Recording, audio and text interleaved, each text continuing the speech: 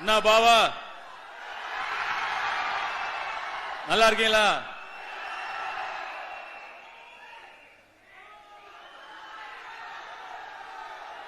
மதுரை கிட்டத்தட்ட ஒரு 8-9 வருஷத்துக்கு அப்புறம் வரேன்னு நினைக்கிறேங்க.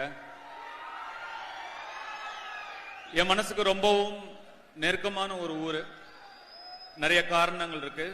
அதுல ரொம்ப முக்கியமான காரணத்தை நான் முதல்ல சொல்றேன். என்னுடைய அப்பாவும் அம்மாவும் சங்கராபுரம் எங்க அம்மா பிறந்த ஊர், மல்லிகாபுரம் எங்க அப்பா பிறந்த ஊர். இந்த படத்துல வர மாதிரியே எங்க அப்பாவும் பொழப்பு தேடி சென்னைக்கு வருதுன்னு முடிவு பண்ணிட்டாரு. ஆனா சென்னைக்கு வர அவர்கிட்ட காசு இல்ல, பஸ்ஸுக்கு காசு இல்ல. அப்போ இங்க இருக்கிற ஒரு சொந்தக்காரங்க, மதுரையில இருக்கிற ஒரு சொந்தக்காரங்க வீட்டுக்கு வந்து பணம் வாங்கிட்டு, அதாவது மெட்ராஸுக்கு போக பஸ்ஸுக்கு பணம் வாங்கிட்டு மெட்ராஸுக்கு வரணும். ஆனா மதுரைக்கு வரவும் காசு இல்ல. அப்ப செல்வராகவன் சாருக்கு 4 வயசோ ஏதோ. எங்க அம்மா 3 மாசம் பிரெக்னண்டா இருக்காங்க. அவங்க ஊர்ல இருந்து மதுரைக்கு நடந்து வந்தாங்க. கிட்டத்தட்ட ஒரு 120 கிலோமீட்டர் இருக்கும்னு நினைக்கிறேன். 120-130 கிலோமீட்டர் இருக்கும்னு நினைக்கிறேன். நடந்தே வந்தாங்க அங்க இருந்து ஒரு சொந்தக்காரங்களை பார்க்க. அப்படி எங்க அப்பா பிரெக்னண்டா இருந்த எங்க அம்மா கால் கடுக்க நடந்து வந்து ஏறின மேடை தான் இந்த மேடை.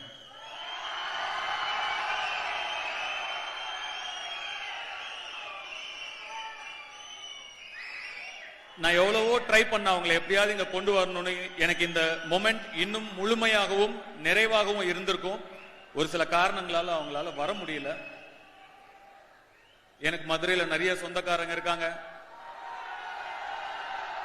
நிறைய நண்பர்கள் இருக்காங்க.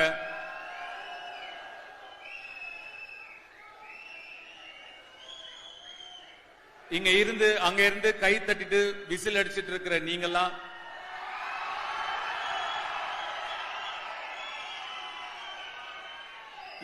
என்ன கூட விட்டுட்டு எங்க அப்பா ஒரு உதாரணமா எடுத்துக்கிட்டு விசில் அடிச்சிட்டும் கை தட்டிட்டும் மட்டும் இல்லாம எந்திரிச்சு வாங்கயா இங்க வாங்க,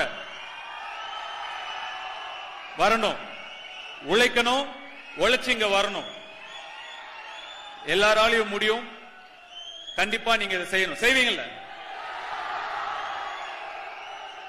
கண்டிப்பா செய்யணும். நான் மதுரையில கிட்டத்தட்ட ஒரு 200-300 நாள் இருந்த ஆடுகளம் படத்தை நடிக்கிறதுக்காக.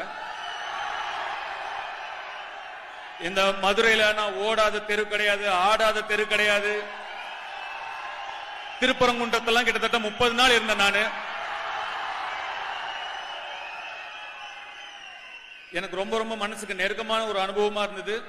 எவ்வளவோ எனக்கு வேலையில இருக்கிற ஸ்ட்ரெஸ், பிரஷர் எது இருந்தாலும் அந்த 200-250 நாள் நாங்க இருந்த நாட்கள் நான் ரொம்ப அமைதியாகவும் நிம்மதியாகவும் நான் இருந்தேன். எனக்கு மனசுக்கு ரொம்ப நெருக்கமான நாட்கள் அந்த நாட்கள். என்ன நடு ரோட்ல இறக்கி விட்டுருவாங்க கொண்டு போய். அந்த பாட்டு ஒத்த சொல்லல அப்படியே கூட்டிட்டு போவாங்க. அப்படியே ஆட்டோல கூட்டிட்டு போய் அப்படியே என்னை இறக்கி விட்டுருவாங்க. இறக்கி விட்டுட்டு என்னை யாரும் அடையாளம் கண்டுபிடிக்கிறதுக்கு முன்னாடி நான் ஆடிடணும். அந்த லுங்கி அப்படி தூக்கி வச்சுட்டு இப்படியே ஆடிடணும். ஆனா கிட்டத்தட்ட ஒரு 5-6 நாள் வேற வேற இடத்துல வேற வேற இடங்கள்ல இறக்கி விட்டு நான் ஆடும் போதும் என்ன நிறைய பேர் அடையாளம் கண்டுபிடிக்கல. அப்ப எனக்கு அவ்வளவு சந்தோஷமா இருந்தது. இந்த ஊரோட ஆள் மாதிரி தான் நான் இருக்கேன். அதனாலதான் என்னை யாரும் அடையாளம் கண்டுபிடிக்கல. நான் இந்த மண்ணை சேர்ந்தவன் தான், இந்த ஊர் ஆள் மாதிரி தானே இருப்பேன்.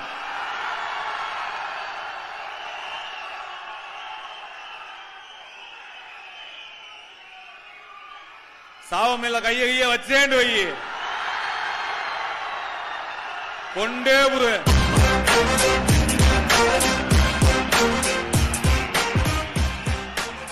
இங்க இருக்கிற ஒவ்வொரு சேவலும் பந்தயம் அடிக்கிற சேவல் தான்.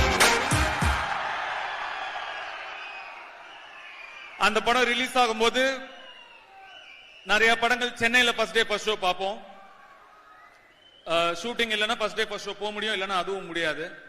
ஆடுகளம் மட்டும் மதுரையில தான் ஃபர்ஸ்ட் டே ஃபர்ஸ்ட் ஷோ பாப்பேன்னு பிளைட் புடிச்சு இங்க வந்து ஃபர்ஸ்ட் டே ஃபர்ஸ்ட் ஷோ பார்த்தேன். ஜெயான்னு ஏதோ ஒரு தியேட்டர் நினைக்கிறேன். அந்த தியேட்டர் ஏதோ ஜெயான் முடியும் ஞாபகம் இருக்கு. அங்கதான் பார்த்தேன். அந்த அனுபவத்தை என்னால மறக்கவே முடியாது. உங்களோட பார்த்த அந்த எனர்ஜி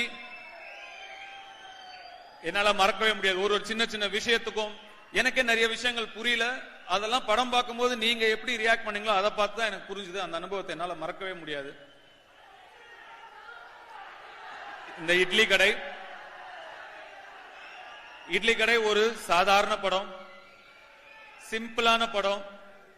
ஆனா நிச்சயமா நீங்க எல்லாரும் உங்க ஃபேமிலியோட உங்க குழந்தைங்களோட போய் பார்த்து எமோஷனலா கனெக்ட் பண்ணி என்ஜாய் பண்ற ஒரு படமா நிச்சயமா இருக்கும். நிச்சயமா உங்களுக்கு பிடிக்கும் நான் நம்புறேன்.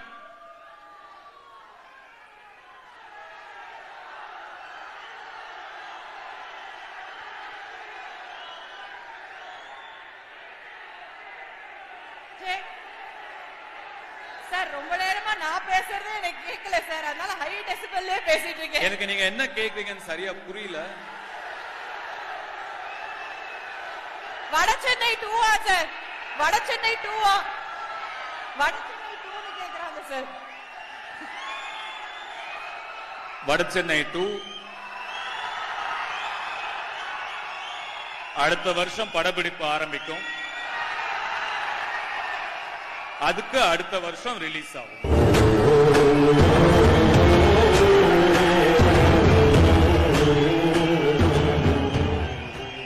எண்ணம் போல் வாழ்க்கை உங்களுடைய எல்லாருடைய எண்ணமும் அவங்க குடும்பம் மீதும் அவங்க குழந்தைகள் மீதும் இருக்கணும். நல்லபடியா பாத்துக்கோங்க. குடும்பத்தை முதல்ல நல்லபடியா பாத்துக்கோங்க.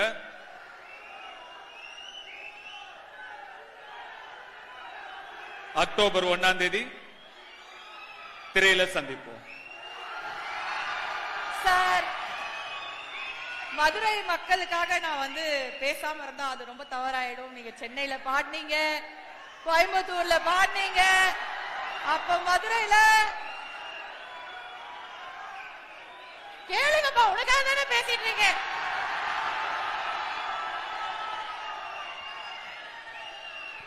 Please sir. கண்டிப்பா இந்த படத்துல ஒரு அழகான பாட்டு இருக்கு.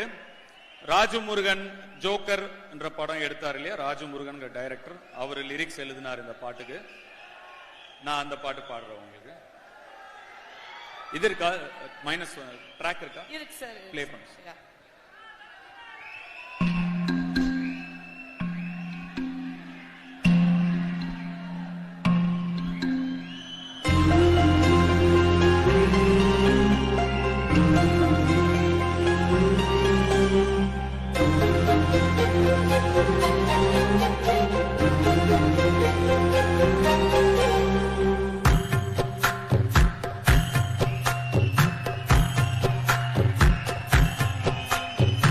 எத்தனை சாமி வந்ததையா, இது எந்தெந்த சாமி தந்ததையா, எத்தனை பாட்ட சொன்னதையா, அத சுத்துற பூமி கண்டதையா, அடிச்சு வீசும் காத்துலையும் அந்த தகப்பனாச சுத்துதையா, வெடிச்சு பூக்கும் வெதையிலும் ஒரு வம்சத்து கதையே உள்ளதையா, தலைமுறை சேர்ந்து செதுக்குன ஈர நிலம் இது பாறையா, வாழும் வரையிலும் நீயும் விதைக்கிற கடமை இருக்கு கேளையா, கோடி விளக்காயேந்தி கிடந்த வீடும் இருந்தது ஏனையா,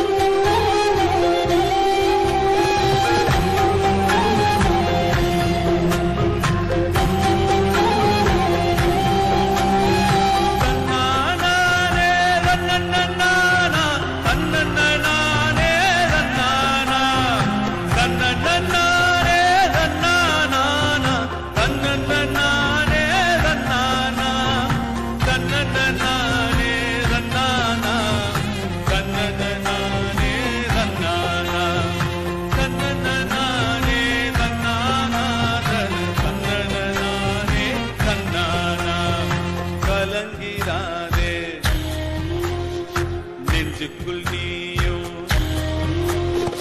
கலங்கிராதே, நெஞ்சுக்குள் நீயும் பழிக்கும் ஊரு என்ன செய்யும்? கலங்கம் சேரும் நிலவில் தானே இருளும் இங்கே விலகிறோம். இதுவும் கூட கடந்திரும். மலையிலாறு பள்ளத்தில் கூட அருவியாகி நடந்திரும். பூமி காற்று ஆகாசம் போல வாழும் பாசம். பாதமாறும் காலெல்லாம் ஊர சேர சந்தோஷம். 100 தலைமுறை சேர்ந்து செதுக்கின ஈர நில மீது பாறையா. வாழும் வரையிலும் நீயும் விதைக்கிற கடமை இருக்கு கேளையா. கோடி வெளக்காயேந்தி கிடந்த வீடும் இருண்டது ஏனையா. மாட வெளக்கா நீயும் வரத்தான் வீடும் ஏங்கி நிற்குதையா. எத்தனை சாமி வந்ததையா, இது எந்தெந்த சாமி தந்ததையா. எத்தனை வாட்ட சொன்னதையா, அது சுத்துற பூமி கண்டதையா. அடிச்சு வீசும் காத்துலையும் அந்த தகப்பனாச சுத்துதையா. வெடிச்சு பூக்கும் வேதையிலும் ஒரு வம்சத்து கதையே உள்ளதையா.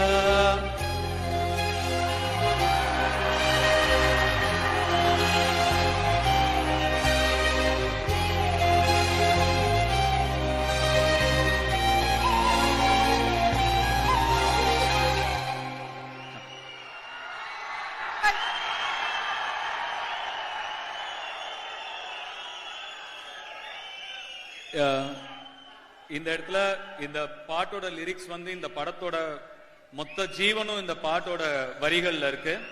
அதை எழுதி கொடுத்த ராஜமுருகன் சாருக்கு என்ன நன்றியை சொல்லிக்கிறேன். என்னை நம்பி நடிக்க வந்த என்னுடைய எல்லா கலைஞர்களுக்கும் நான் நன்றி சொல்லிக்கிறேன். டெக்னீஷியன்ஸ்க்கும் என்னோட நன்றியை சொல்லிக்கிறேன். எங்களுக்குள்ள நாங்க எல்லாரும் சேர்ந்து உங்களுக்கு படம் எடுக்கிறோம், எங்களுக்குள்ள நன்றி சொல்லுங்க தேவையில்லைன்னு நினைக்கிறேன். இருந்தாலுமே என் மேல இருந்த நம்பிக்கையில மட்டுமே அவங்க எல்லாருமே வந்தாங்க. எல்லாருக்கும் நன்றி. இங்க இருக்கிறவங்களை குறிப்பிட்டு சொல்றேன், எஃபர்ட் எடுத்து இங்க வந்திருக்காங்கிறதுனால இங்க இருக்கிறவங்களை மட்டும் குறிப்பிட்டு நான் பேச விரும்புறேன். அருண் விஜய் சார், நீங்க சொன்ன மாதிரி நீங்க கதை கூட சரியா கேட்கல, உடனே டக்குன்னு ஓகே சொல்லி என்ன நம்பி நீங்க வந்துட்டீங்க. அவருடைய படம் இப்போ ரெட்டத்தலைன்னு ஒரு படம் நடிச்சிட்டு இருக்காரு, கூடிய சீக்கிரம் ரிலீஸ் ஆக போகுது. நான் ஒரு 30-35 நிமிஷம் அந்த படம் பார்த்தேன். எக்ஸ்ட்ராடினரி த்ரில்லரா இருக்கு அந்த படம், ரொம்ப நல்லா வந்திருக்கு. வாழ்த்துக்கள் பிரதர், கண்டிப்பா அந்த படம் பெரிய வெற்றியடைய என்னுடைய வாழ்த்துக்கள். உங்களுடைய டெடிகேஷனுக்கும் உங்களுடைய சப்போர்ட்டுக்கும் ரொம்ப நன்றி. பார்த்திபன் சார், மீண்டும் மீண்டும் ரொம்ப நன்றி. நீங்க தான் அதை இன்னுமே எங்க போனாலும் சின்ன கதாபாத்திரம் சொல்றீங்களே தவிர, நீங்களே படம் பார்க்கும்போது உங்களுக்கு தெரியும் அது சின்ன கதாபாத்திரம் இல்ல, மக்கள் சொல்லுவாங்க, அப்போ உங்களுக்கு தெரியும். இளவரசு சார், நம்ம திருவிளையாடல சேர்ந்து நடிச்சோம். என் மனசுக்கு பிடிச்ச முத்து கிருஷ்ணா நீங்க அந்த படத்துல நடிச்சிருந்தீங்க. கண்டிப்பா நீங்க மறந்துருக்க மாட்டீங்க. உங்களோட ஒர்க் பண்ணது எனக்கு ரொம்ப மகிழ்ச்சி சார். என்னுடைய சொந்த ஊரை சேர்ந்த ஒருத்தர் கூட சேர்ந்து வேலை செஞ்ச ஒரு சந்தோஷம் இருந்தது. உங்க கூட பழகின நாட்கள் ரொம்ப அழகா இருந்தது. பேசின நாட்களை விட நான் உங்ககிட்ட நிறைய, உங்க கேரக்டர் நல்லா இருக்க நான் இன்னும் எழுதிக்கிட்டே இருந்தேன், இன்னும் பெட்டர் ஆயிட்டே போச்சு. அதனால இன்னும் நிறைய நாட்கள் நான் உங்ககிட்ட கேட்டேன். நீங்க எந்த விதமான ஒரு செகண்ட் கூட யோசிக்கல. தம்பி வந்துடுறேன் தம்பின்னு வந்து எனக்கு கோஆபரேட் பண்ணி கொடுத்தீங்க. ரொம்ப ரொம்ப நன்றி. என்னுடைய தயாரிப்பாளர் ஆகாஷ் பாஸ்கரன் அவர்களுக்கு என்னுடைய நன்றியை சொல்லிக்க விரும்புறேன். என்னுடைய ரசிகர்கள்லாம் என்னுடைய படத்தை எப்படி ப்ரோமோட் பண்ணணும்னு இவ்வளவு நாள் ஆசைப்பட்டாங்களோ, அவர் அதை பண்ணி கொடுத்திருக்காரு. உங்களுக்கு நீங்க எல்லாம் சந்தோஷப்படுற அளவுக்கு இந்த படத்தை அவர் ப்ரோமோட் பண்ணி கொடுத்திருக்காரு. அதுக்காக உங்க சார்பா ஆகாஷ் பாஸ்கருக்கு நான் நன்றி சொல்லிக்கிறேன். என் சார்பாவும் நன்றியை சொல்லிக்கிறேன். இந்த படத்தை வெளியிடுற இன்பன் உதயநிதி, அவர் எனக்கு குழந்தையில இருந்து தெரியும். இன்னைக்கு அவருடைய பேரே வருது, இன்பன் உதயநிதி வழங்கும்னு பார்க்கும்போது ரொம்ப மனசு சந்தோஷமா இருக்கு. அவருக்கும் என்னுடைய வாழ்த்துக்களை தெரிவிச்சுக்கிறேன். மதுரை மக்களுக்கும் மதுரை ரசிகர்களுக்கும் என் ரசிகர்களுக்கும் மீண்டும் மீண்டும் கோடான கோடி நன்றிகளை சொல்லிக்கிறேன். சார் உருகிட்டோம் சார், எல்லாரும் உருகிட்டோம் சார். அப்பா, இட் வாஸ் சோ டிவைன். ரொம்ப ரொம்ப ரொம்ப அழகா இருந்தது. எங்களுக்கு இந்த எக்ஸ்பீரியன்ஸை கொடுத்ததுக்கு ரொம்ப நன்றி. ஒரு சில கொஸ்டின்ஸ்லாம் இருக்கு சார் உங்ககிட்ட. அதாவது இங்க இருக்க ஒவ்வொரு பசங்களுமே அவங்கள வந்து ஸ்கிரீன்ல பாக்குற மாதிரி தான் நினைச்சுப்பாங்க நீங்க ஒரு கதாபாத்திரம் பண்ணும்போது. ஏன்னா அவ்வளோ ரிலேட்டபிளா இருக்கும். அவங்களுக்குள்ள ஒரு விஷயம் வரும், நம்மளும் இந்த மாதிரி தட்டி தூக்கி பெரிய ஆளா வந்துரும் அப்படிங்கிற ஒரு இன்ஸ்பிரேஷனா ஆன் ஸ்கிரீன்லயும் நீங்க வந்து வாழ்ந்துட்டு இருக்கீங்க. சோ உங்க டயலாக்ஸும் அதே மாதிரி ரொம்ப ரிலேட்டபிளா இருக்கும் சார். ஒரு சில டயலாக்லாம் சொல்றேன், சரியா? அவங்க எல்லாருக்குமே தெரியும். எங்க எல்லாருக்குமே வந்து ரிலேட்டபிளான ஒரு டயலாக். அந்த டயலாக் உங்க லைஃப்ல எந்த சிச்சுவேஷன்ல எந்த மொமெண்ட்ல கனெக்ட் ஆகுது அப்படிங்கறது எங்களுக்கு சொல்லுங்க.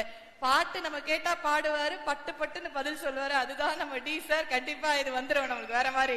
ஃபர்ஸ்ட் டயலாக் கேட்டுலாமா? பிளே பண்ணிடலாம் சார், உங்க வாய்ஸ்ல அது மாதிரி கேட்டு. நாங்கெல்லாம் சுனாமிலே சும்மிங்க போடுறோம். சுனாமிலே ஸ்விம்மிங்ல போடுற இது எந்த டைம்ல உங்களுக்கு செட் ஆச்சு? ஐயா, என் வாழ்க்கையே அதுதான். சுனாமிலேயே சும்மிங்க போட்டுக்கிட்டே தான் இருக்கேன். 16 வயசுல கேமரா முன்னாடி வந்து நிக்கும் போது இதெல்லாம் ஒரு மூஞ்சியான்னு கேட்டப்போ நான் போட ஆரம்பிச்ச ஸ்விம்மிங் தான். இன்னும் ஸ்விம்மிங்க போட்டுக்கிட்டு தான் இருக்கேன். ஏன் சார்பா அவங்க சொல்லுவாங்க, சொல்லுங்கப்பா.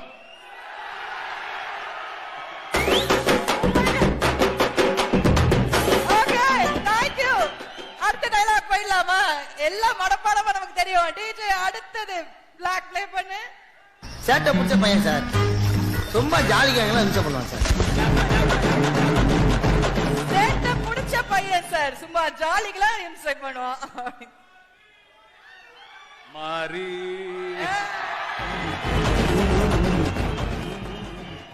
ஆக்சுவலா கொஞ்சம் சேட்டை பிடிச்ச பையன் தான் நானு. பாத்தீங்களா? சின்ன வயசுல. ஆனா என்னுடைய அண்ணா தான் இன்னும் ரொம்ப சேட்டை பிடிச்ச பையன். ஆமா சார், ஒரு அமைதியான ஒருத்தர். அவர் வந்து நிறைய அப்படி அவரு ஆக்சுவலா ஒரு இன்ட்ரோவர்ட் அவரு. சோ போட்டோல நிக்க கூட ரொம்ப கூச்சப்படுவாரு செல்வராகவன் சார். அவர் ஆனா வீட்டுக்குள்ள பயங்கர சேட்டை பிடிச்ச பையன் தான். அவரோட நான் 8 வயசு சின்ன பையன். அவர் என்ன பொறுமை இருக்கா உங்களுக்கு கேட்க? அவர் என்னோட ஒரு 8 வயசு அவரோட என்னோட 8 வயசு பெரியவர். அதனால அவர் ரொம்ப பெருசா இருப்பேன், ரொம்ப சின்னதா இருப்பேன். எங்களுக்குள்ள என்டர்டெயின்மெண்ட் நாங்க 2 பேர் தான். கிரிக்கெட் விளையாட கூப்பிட்டுக்கிட்டு எப்படியாவது டாஸ போங்க அடிச்சு அவர் ஃபர்ஸ்ட் பேட்டிங் போயிடுவாரு. பெரியவர் என்னால அவ்வளவு ஈஸியா அவர் அவுட் ஆக்க முடியாது. நான் ஒரு 3 மணி நேரம் 3.5 மணி நேரம் பால் போடுவேன். கஷ்டப்பட்டு அவுட் ஆனோன்னா பேட்டை போட்டு ஓடிடுவாரு. எனக்கு திருப்பி போட மாட்டாரு. நான் பாதி நேரம் நான் விளையாடினதே கிடையாது, போலிங் தான் போடுவேன். அதே மாதிரி அப்பெல்லாம் 10 காசு 5 காசு 25 காசு 20 காசு எல்லாம் இருந்தது. அதெல்லாம் கொஞ்சம் கொஞ்சமா சேர்த்து ஏதாவது வாங்கி சாப்பிடறதுக்கு தான். திருப்பி அதே தான் நமக்கு, அது ஒண்ணுதான் ட்ரீம். சின்ன வயசுல அப்படியே வாங்கி சேர்த்து வைப்பேன். மொத்தமா அது ஒரு 4 ரூபாய் 5 ரூபாய் வாங்கும்போது அவர் வந்து திருடிட்டு போயிடுவார் அது மொத்தமா. இந்த மாதிரி அதிகமான சேட்டை பிடிச்ச பையன் வந்து அவர் தான். ஆஹா, அப்படி ஒரு அமைதியான ஒரு ஜீவனுக்குள்ள இவ்வளவு விஷயங்கள் இருந்திருக்குல்ல. ஆமா, அதுவும் ரொம்ப குட்டியா இருக்கும் போது பண்ணுவாங்க சார் அவங்க எல்லாம் பயங்கரமா. ஓகே, இந்த அண்ணனுங்களுக்கு தம்பியை டார்ச்சர் பண்றதுல என்னதான் சந்தோஷமோ. கரெக்ட். அடுத்தது டிஜே. ஜெயிக்கிறோமோ இல்லையோ முதல்ல சண்டை செய்யணும். ஜெயிக்கிறோமோ இல்லையோ முதல்ல சண்டை செய்யணும். கரெக்ட் தான். ஜெயிக்கிறோமோ தோக்குறோமோ முதல்ல சண்டை செய்யணும். ஆனா சண்டைய அங்க செய்யாதீங்க. சண்டைய படிப்புல செய்யுங்க, உழைப்புல செய்யுங்க. அங்க செய்யுங்க. சண்டை நமக்குள்ள இருக்கணும், உள்ள இருக்கணும். இன்னைக்கு இருக்கிறத விட நாளைக்கு இருக்கிற இடம் பெட்டரா இருக்கணும். அதுக்கு தான் சண்டை செய்யணும். படத்துல அந்த டயலாக் மாசா இருக்கலாம், நிஜத்துல சண்டை அங்க செய்யாதீங்க சார். வா, இந்த கடைசிக்கு டயலாக் இன்னும் பயங்கரமா வரும். நிஜமா போட்டிருப்பா அது. நம்ம கிட்ட காடு இருந்தா எடுத்துக்கிடுவானு, பூவா இருந்தா புடிங்கிடுவானு. ஆனா படிப்பை மட்டும் நம்ம கிட்ட இருந்து எடுத்துக்கிடவே முடியாது சிதம்பரம். நீ அவனோட எதிர்த்து ஜெயிக்கணும்னு நினைச்சீன்னா படி, நல்லா படிச்சு ஒரு அதிகாரத்துல போய் உக்காரு. ஆனா அதிகாரத்துக்கு வந்த அப்புறம் அவனுக்கு நமக்கு பண்றத நீ எவனுக்கும் பண்ணாம. படிப்பு முக்கியம் சிதம்பரம். இதுக்கு எந்த எக்ஸ்பிளனேஷனும் தேவையில்லைன்னு நினைக்கிறேன். இது வரைக்கும் கேட்ட வசனங்களே இதுதான் சிறப்பான வசனம். டெஃபினெட்லி. சோ இதனாலதான் சார் இவ்வளவு பேருக்கு நீங்க வந்து இவ்வளவு பெரிய இன்ஸ்பிரேஷன். ஏன்னா வந்து கூட இருந்து ஒரு அண்ணனா நீங்க வந்து வீட்டுல என்ன சொல்லுவீங்களோ அதை தான் நீங்க ஸ்டேஜ்லயும் ஒவ்வொரு தம்பிக்கும் சொல்லிட்டு இருக்கீங்க. Thank you so much. உங்களுக்கு தெரியும், நான் வாரம் எல்லாரையும் சந்திச்சுட்டு தான் இருக்கேன். இங்க இருக்கிற ஒருத்தரையும் நான் சந்திப்பேன், தனித்தனியா சந்திப்பேன், ஒருத்தரையும் சந்திப்பேன். தெரியும்ல, ஏற்கனவே நான் பார்த்துட்டு தான் இருக்கேன், எல்லாரையும் பார்த்துட்டு தான் இருக்கேன். சீக்கிரமா உங்களையும் சந்திக்கிறேன். ரொம்ப ரொம்ப நன்றி. அக்டோபர் 1ஆம் தேதி இட்லி கடை சந்திக்கலாம். Thank you sir, thank you. நான் ஒரு கேள்வி கேட்கலாமா? 2 கேள்வி ரொம்ப முக்கியமா ஆசையா இருக்கு, கேட்கலாமா? இல்லாட்டி சோ நிறைய பண்றீங்க சார், எழுதுறீங்க, பாடுறீங்க, நடிக்கிறீங்க, டைரக்ஷன் எல்லாம். எப்ப சார் ரிலாக்ஸேஷன், எப்ப சார் ரெஸ்ட் எடுப்பீங்க, எப்ப சார் ஜாலியா இருப்பீங்க? டைம் டேபிள்ல ஏதாவது இடம் இருக்கா இல்லையா? இப்ப நான் ஜாலியா தான் இருக்கேன். இதான் ரிலாக்ஸேஷன், இதுதான் ஜாலி, இதுதான் ஜாலி. என் பசங்களோட டைம் ஸ்பெண்ட் பண்றது தான் என்னோட ரிலாக்ஸேஷன். அவங்களோட விளையாடுவேன், ஏதாவது பண்ணிட்டு இருப்பேன், அவ்வளவுதான். கடைசி சார் உங்களை விட்டுறேன். உங்க ரசிகர்களுக்கு உங்களை அவ்வளவு பிடிக்கும், ரொம்ப பிடிக்கும். ஒவ்வொருத்தரும் வந்து உயிரை கொடுக்கறாங்க. உங்க ரசிகர்கள் கிட்ட உங்களுக்கு பிடிச்ச விஷயம் என்ன அப்படிங்கறது மட்டும் எங்களுக்கு சொல்லுங்க சார்.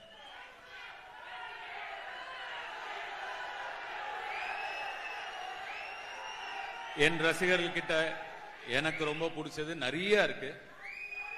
அதுல முக்கியமானது என்னைக்கும் மாறாத நிரந்தரம், கான்ஸ்டன்ட், கான்ஸ்டன்ட். யார்கிட்டயும் வம்புக்கு போகாத குணம். ஆனா இவங்களை பார்த்தாலே தெரியும், இவங்க கிட்ட வம்பு பண்ணவும் கூடாது.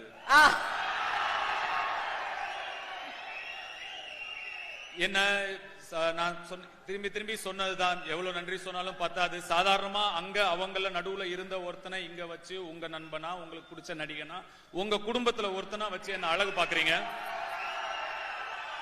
அந்த மாறாத அன்பு